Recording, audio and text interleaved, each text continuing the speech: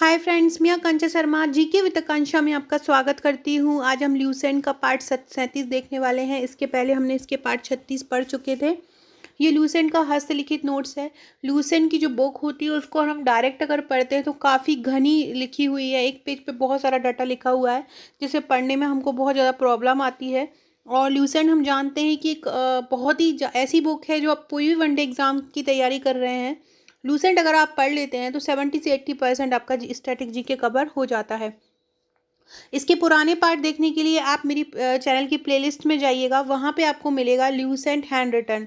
वो उस पर क्लिक करेंगे तो आपको इसके पुराने पूरे वीडियोस मिल जाएंगे। तो चलिए स्टार्ट करते हैं बहुत सरल तरीके से पढ़ना। इसके पहले हमारे 705 क्वेश्चन हो चुके थे। ये टोटल 20 से 30 हज़ार क्वेश्चन रहेंगे। अब हम पढ़ रहे हैं 706वां क्वेश्चन। शुरुआत में राष्ट्रकूट कौन थे शुरुआत में हम राष्ट्रकूट वंश को पढ़ रहे हैं। तो राष्ट्रकूट जो थे वो कर्नाटक के चालुक्य राजाओं के अधीन थे। चालुक्य जो राजा हैं उनके अधीन होते थे राष्ट्रकूट। तब इन्होंने उनको हरा के, उनका जो अंतिम शासक उनको हरा के अपना खुद का वर्चस्व स्थापित कर लिया था। राष्ट्रकूट वंश की राजधानी कौन सी थी? तो राष्ट्रकूट वंश की राजधानी नॉर्मली हम उसको मान्यखेत बोलते हैं, पर ये होता मनकिर्त है। तो राष्ट्रकूट वंश की राजधानी क्या थी? मनकिर या मान्यखेत। वर्तमान अगर देखा जाए मान्यखेत कहाँ है, तो मालखेड़ है सोलापुर में। मालखेड़ जो है वर्तमान मान्यखेत का नाम है। राष्ट्रकूट वंश के शासक कौन थे? राष्ट्रकूट वंश के शासक कौन कौन से रहे हैं? कृष्ण प्रथम, ध्रुव, गोविंद तृतीय, अमोघ वर्ष, कृष्ण द्वितीय, इंद्र तृतीय, कृष्ण तृतीय, ये राष्ट्रकूट वंश के प्रमुख शासक रहे हैं। अगला क्वेश्चन है, एलोरा के प्रसिद्ध कैलाश मंदिर का निर्माण किसने किया था? एलोरा के प्रसिद्ध जो कैलाश मंदिर का निर्माण किसने किया? तो एलोरा के प्रसिद्ध कैलाश मंदिर का निर्माण किया था कृष्ण प्रथम ने। और कृष्ण प्रथम कौन थे? ये राष्ट्रकूट शासक थे। तो याद रखिएगा, एलोरा का प्रसिद्ध कैलाश मंदिर का निर्माण किसने किया? कृष्ण प्रथम ने किया। किसने किया? कृष्ण प्रथम ने किया। अगला क्वेश्चन है, राष्ट्रकूट वंश का पहला शासक कौन था जिसने कन्नौज पर अधिकार करने के लिए त्रिपक्षीय संघर्ष में भाग लिया? राष्ट्रकूट वंश का पहला शासक कौन था जिसने कन्नौज पर अधिकार करने की त्रिपक्षीय संघर्ष हुआ था? जो कन्नौज पर अधिकार के लिए, कन्नौज जो था हर दृष्टि से बहुत ज़्यादा समृद्ध था, जिसके लिए त्रिपक्षीय संघर्ष हुआ था, जिसमें राष्ट्रकूट वंश ने भी हिस्सा लिया था। उसमें राष्ट्रकूट वंश से किसने जो लड़ाई की थी? तो उसमें ध्रुव ने लड़ाई की थी। और प्रतिहार वंश और पाल वंश और राष्ट्रकूट वंश के बीच ये संघर्ष हुआ था। और इन्होंने क्या किया था? ध्रुव ने प्रतिहार नरेश बसराज एवं पाल नरेश धर्मपाल को भी पराजित किया था। जो त्रिपक्षीय संघर्ष था उसमें राष्ट्रकूट शासक ध्रुव ने प्रतिहार नरेश बसराज को और पाल नरेश धर्मपाल को पराजित किया था।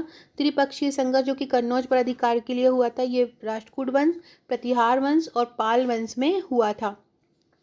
ध्रुव को और क्या कहा जाता था? तो ध्रुव तो राष्ट्रकूट वंश का शासक था, उसको धारावर्ष भी कहा जाता था।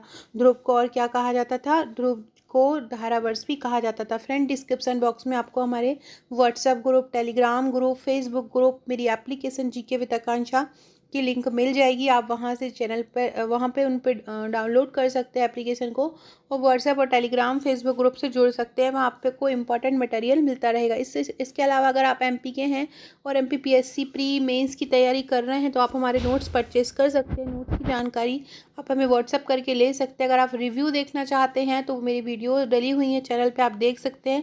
नोट्स भी पूरा हैंड रिटन है। प्रतिहार वंश के शासक नागभट्ट द्वितीय को त्रिपक्षीय संघर्ष में किसने पराजित किया? तो प्रतिहार वंश के शासक नागभट्ट द्वितीय को त्रिपक्षीय संघर्ष में गोविंद तृतीय ने पराजित किया। किसने किया? गोविंद तृतीय ने पराजित किया। इन्होंने धर्मपाल को भी पराजित किया। अगला है, पल्लव, पांड्य, केरल और गंग शासकों के संघ को किसने पराजित किया? तो पल्लव, पांड्य, केरल और गंग शासकों के संघ को पराजित किया गोविंद तृतीय ने। किसने किया? गोविंद तृतीय ने किया पल्लव, पांड्य, केरल और गंग शासकों के संघ को।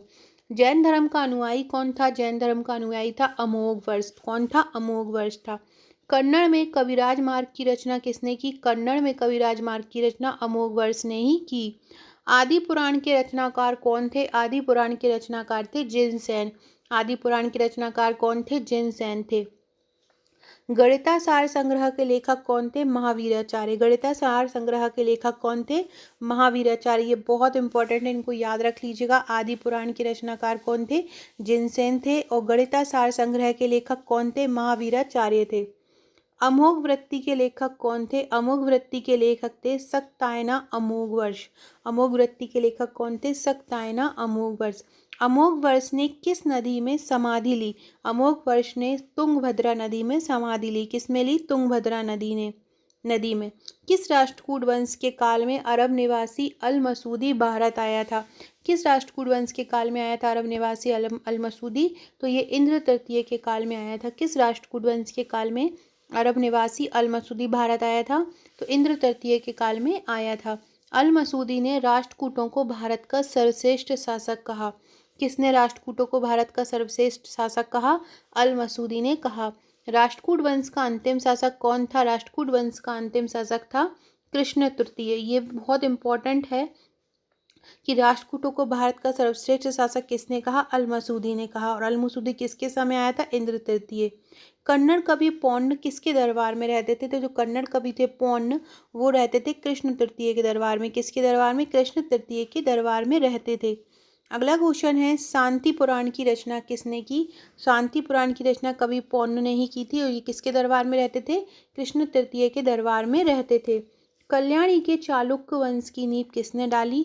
कल्याणी के चालुक्य वंश की नींव डाली थी तैलप द्वितीय ने। किसने डाली? तैलप द्वितीय ने डाली। कब डाली? 973 ईस्वी में। एलोरा और एलिफेंटा की गुफाओं का मंदिर का निर्माण किसने किया था? तो राष्ट्रकूटों ने किया था, महाराष्ट्र में। एलोरा और एलिफेंटा की गुफा मंदिरों का निर्माण किसने किया था? राष्ट्रकूटों ने किया था। कहाँ पे? महाराष्ट्र में। एलोरा में कितनी गुफाएं हैं? एलोरा में 34 शैलकृत गुफाएं, मतलब चट्टानों को काटकर बनाई गई हैं। इसमें से 1 से 12 तक की 34 टोटल हैं। 1 से 12 तक की जो गुफाएं हैं वो बौद्धों की हैं।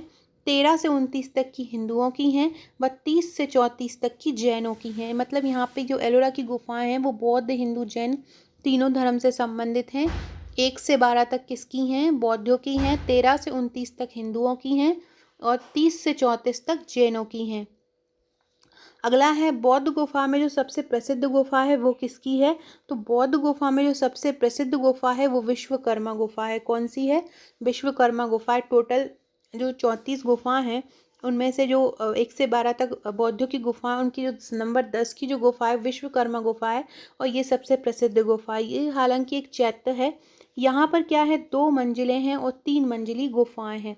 यहाँ पे क्या है? विश्वकर्मा गुफा में 2 मंजिलें हैं और 3 मंजिली गुफाएं हैं। इन्हें 2 थल तथा 3 थल नाम दिया गया है। 2 मंजिलों को 2 थल और 3 मंजिलों को 3 थल। ये भी आपसे पूछ सकते हैं ये कहाँ पे हैं 2 थल और 3 थल। आपको याद रखना है विश्वकर्मा गुफा और एलोरा के मंदिर में जो बौद्धों की गुफा में सबसे प्रसिद्ध कौन सी है? विश्वकर्मा गुफा। इसकी संख्या कौन सी है? इसकी संख्या 10 है। एलोरा की गुफा 15 जो है उसमें विष्णु को नरसिंह, 15 में मतलब हिंदू धर्म आ जाता है 13 से 29 तक। तो एलोरा की गुफा जो 15 है उसमें विष्णु को नरसिंह अर्थात पुरुष सिंह के रूप में दिखाया गया है। मतलब भगवान विष्णु का नरसिंह अवतार बताया गया है। किसमें? गुफा 15 में। ये भी आपको याद रखना है। राष्ट्रकूटों की किस एलोरा की जो गुफाएं हैं उसकी कौन सी गुफा के नंबर में विष्णु को नरसिंह अवतार में बताया गया है? तो आपको याद रखना है कौन सी गुफा में? गुफा नंबर 15 में विष्णु को नरसिंह अर्थात पुरुष से नरसिंह के रूप में बताया गया है। एलोरा गुफाओं का सर्वप्रथम उल्लेख किसने किया था? तो एलोरा गुफाओं का सबसे पहले उल्लेख किया था फ्रांसीसी यात्री थेविनेट ने। इन्होंने कब किया था? इन्होंने 17वीं शताब्दी में किया था। एलोरा गुफाओं का सबसे पहले उल्लेख किसने किया था? फ्रांसीसी यात्री थेविनेट ने किया था। कब किया था? 17वीं सदी में। फ्रेंड्स, अब हम चालुक्य वंश नेक्स्ट वीडियो में पढ़ेंगे। अगर आपको वीडियो अच्छा लगा है तो प्लीज़ चैनल को सब्सक्राइब कीजिएगा, लाइक कीजिएगा। और आप चाहते हैं कि मैं ये वीडियो डेली लेके आऊँ ल्यूसेंट वाला, तो आप चैनल को शेयर कीजिए, इस वीडियो को शेयर कीजिए। ये कोर्स अगर ज़्यादा देखते हैं लोग, इसके व्यूअर्स ज़्यादा रहते हैं तो हम इसके ज़्यादा वीडियोस ला पाएंगे। Okay friends, thank you.